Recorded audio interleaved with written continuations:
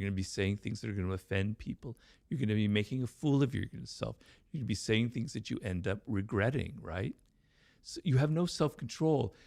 And if you see somebody who has no self-control, it makes you look like you're not powerful. If you can't control yourself, how can you control anything in your environment? How can you be a leader, right? So you have to learn certain things about your nature, about who you are, and not just be anybody. You have to kind of tailor your appearances as well, because for good or for bad, I'm a believer in looking at the human animal without shame and embarrassment, just as we are, right? And appearances matter.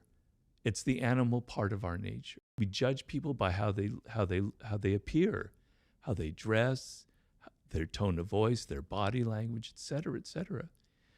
It would be, in an ideal world, we wouldn't judge people by appearances. We would just judge them by what's inside of them. Yes, I agree with that. But that we're not ideal. We're not descended from angels. We're descended from primates. So you have to understand that appearances matter.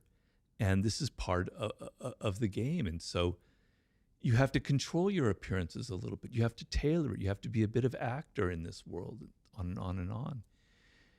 You know, these are things that people don't like to admit about ourselves. We like to think that we're much more idealistic, that these things really don't matter in the end.